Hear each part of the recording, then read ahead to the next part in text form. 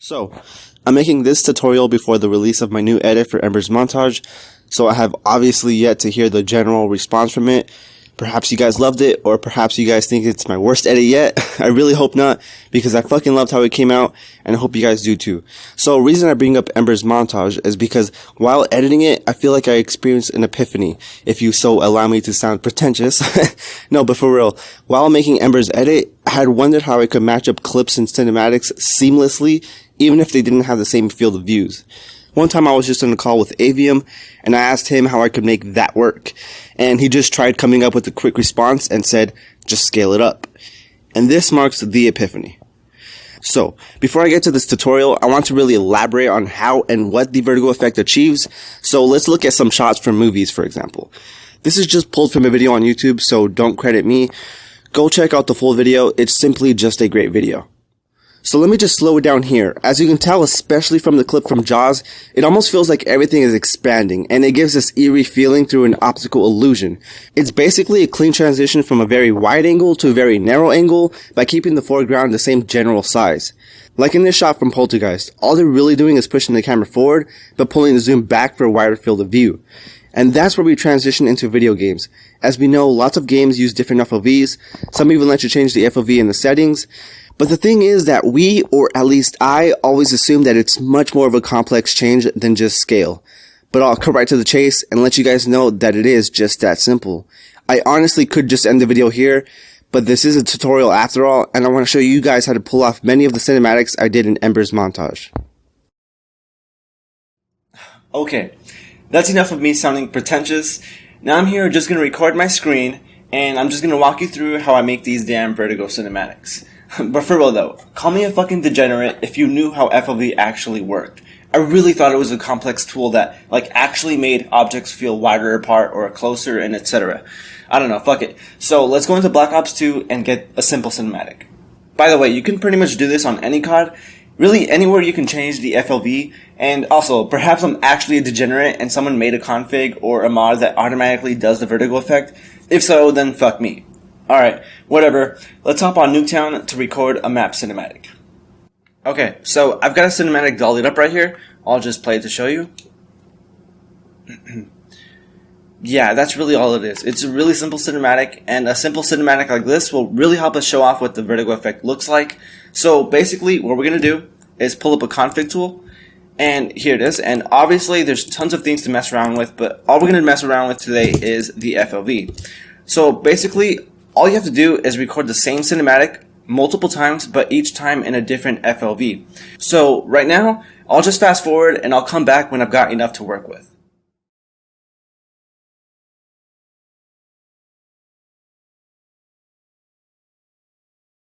Okay, so now I've got the cinematics recorded. They're all right here. And I got the FOVs ranging from 20 to 140. And I recorded them in increments of 20. You can go smaller in increments if you want, but that'd just be a lot of effort, and I really wouldn't suggest going bigger in increments because you'd get drops in resolution. So let's just go into After Effects and I'll just show you how to pull this off. So I already imported them because, you know, I'm a beast like that. And so basically the problem here is that every cinematic, every video capture is a different length, and just in general, the dolly cams start at a different frame. So what we're going to have to do is align them so the dolly cams start at the exact same time and the dolly frames are exactly the same. So how I do that, how I align them, is go into every single cinematic and find the first frame where that dolly cam activates. So for example, right here, when we're looking at this cinematic right here, this is the frame right here, the one where it activates. So I'm going to mark it right there just for now. And I'm going to do that for every single cinematic, so I'll just fast forward until I've done that.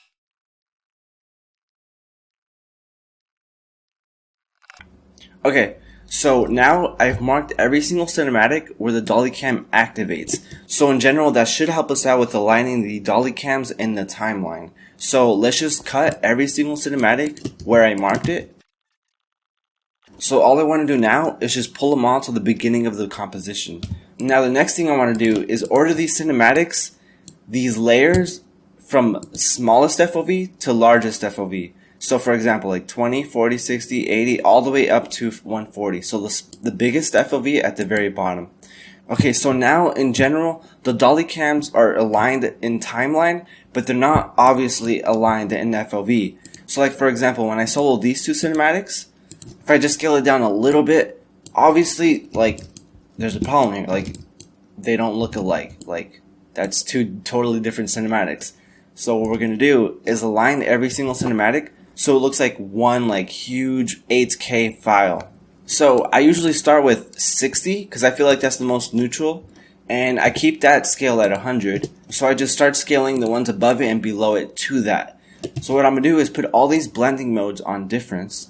And I don't know if you guys know, but the difference blending mode, all it really does is once pixels are starting to look alike, everything starts to turn pure black. And like right now, it's not pure black, but seeing it like this means that the pixels are aligning and they're pretty much looking alike, that you won't be able to notice the difference. Watch, if I put this on normal and I turn it off, there's not much of a big difference. And difference blending mode will help us find that difference.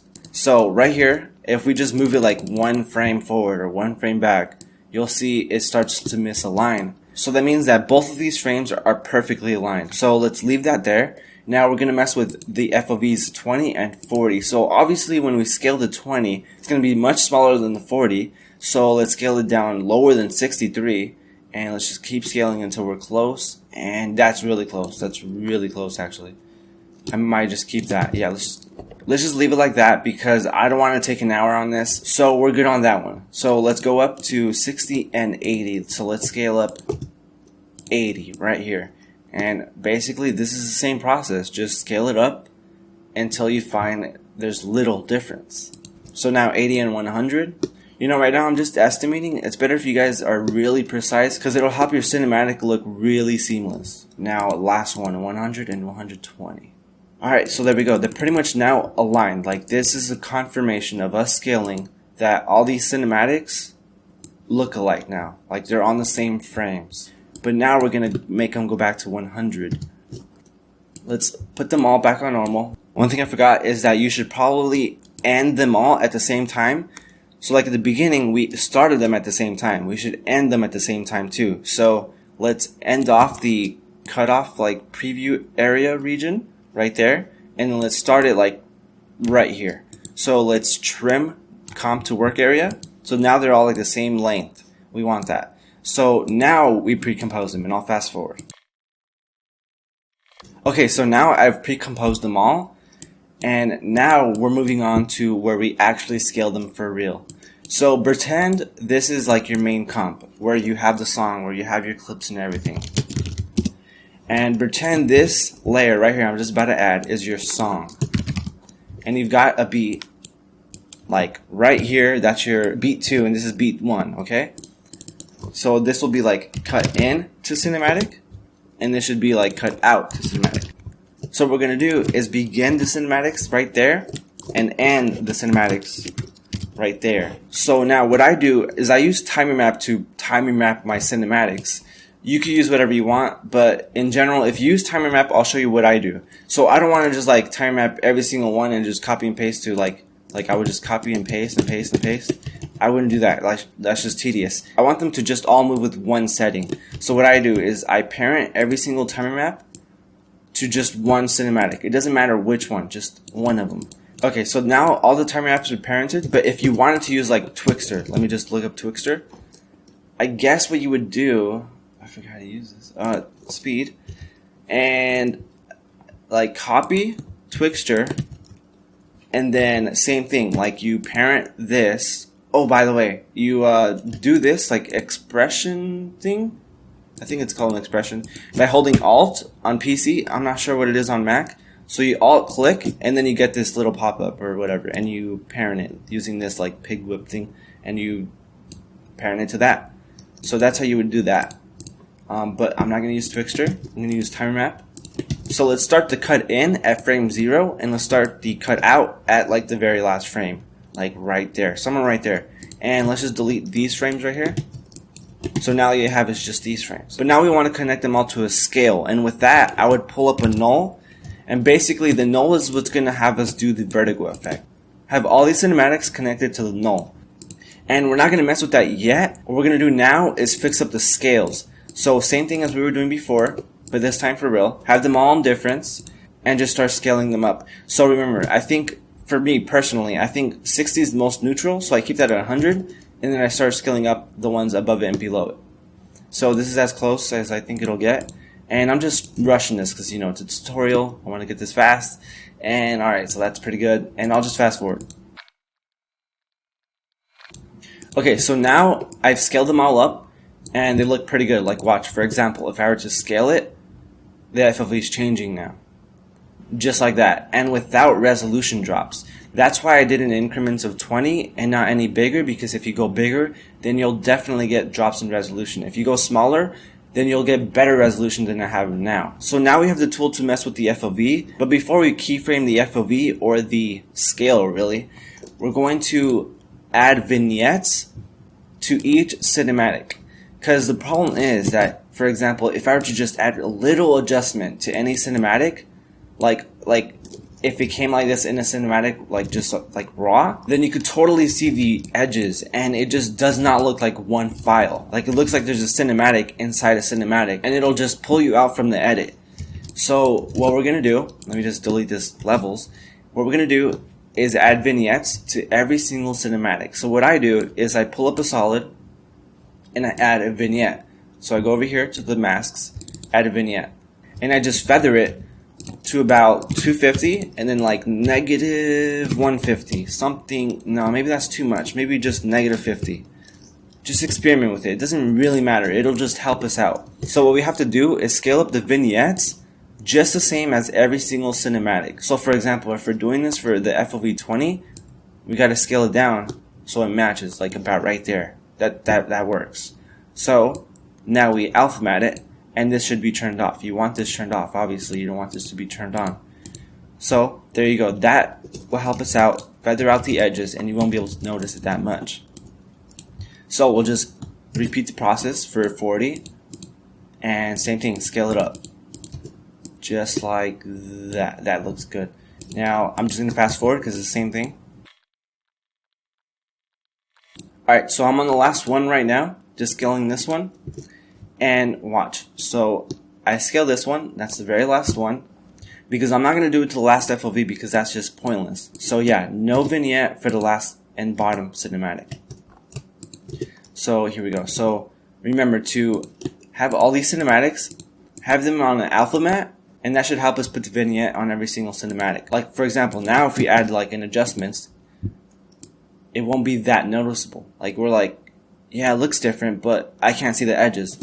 You can here actually, so that's probably where you would want to mess with the vignette settings. So I'd suggest doing that. So I just want to move these solids so they start right here and end at the same time, so right there. But before we keyframe the scale, don't forget to also parent the solids, the vignettes, to the null.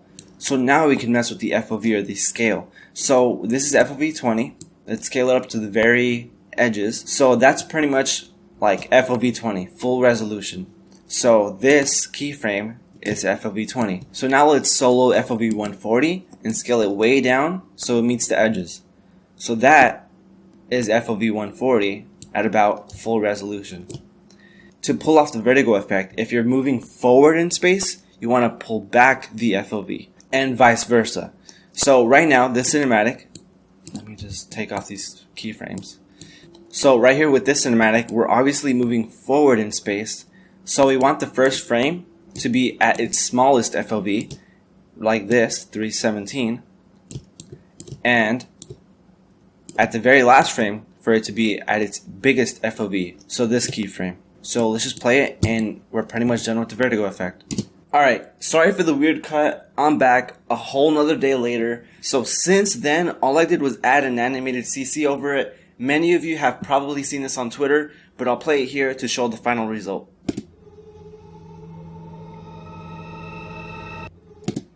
Yeah, so that's pretty much a finished vertigo effect shot. I've got another one here which I have yet to tweet out at the time of this recording, but I'm sure I tweeted it out at some point. So I'll play it here.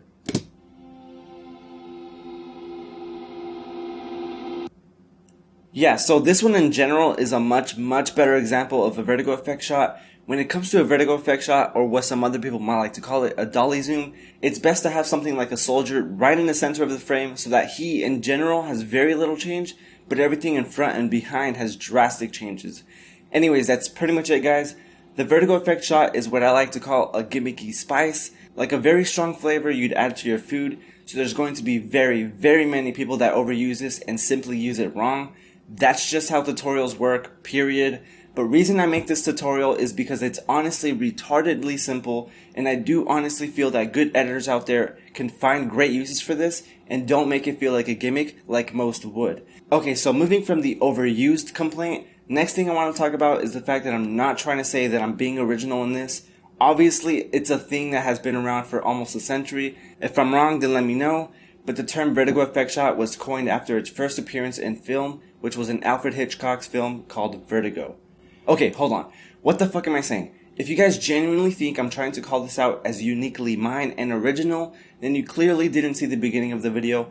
It was all about film, and even for video games, I had no idea a day ago, but Baker actually made a real vertigo effect shot almost exactly 6 years ago. I'm not talking about his fixed angle shot, but the one where he uses a terminal cinematic. Anyways, just funny that I have to talk about my intentions. So last thing I want to talk about is that all along I might actually be doing this the wrong way. Obviously, I'm not a PC editor, so I don't know exactly all the crazy techniques PC editors use. So I'm like 100% sure that there's a way to record BO2 cinematics at 4K resolution or even higher. If that's possible, then let me know. That'd save up a lot of time. But still, even if you could record at 4K resolution, executing with my method probably gives you better pixel density, because especially with this cinematic, this meltdown cinematic, it starts at 5 FOV and goes all the way up to 140 FOV. I really don't think you could capture all those pixels with even 8K resolution. Anyways, enough about pixels and resolution. You can pretty much end the video here. Just want to give some tips on technique on recording the same cinematic over and over. So when it comes to animation inside a map in BO2, it can play out differently every time. I'm not going to say my technique on getting animation aligned every time. I just genuinely don't know how to explain it with words. So that's just a heads up. If you're doing soldier cinematics or any cinematics with any animation inside of the map, you have to make sure to align the animation perfectly. So that's actually pretty much it. I'm actually going to end the video now. I have a selfie and I'm selling my most recent edits, project file Sunburst. It would really mean a lot if you could support me by purchasing them. I know it's weird and makes no sense for me to promote for people to copy me, but I genuinely just want the money, just being honest. Alright, till next time, probably not another tutorial.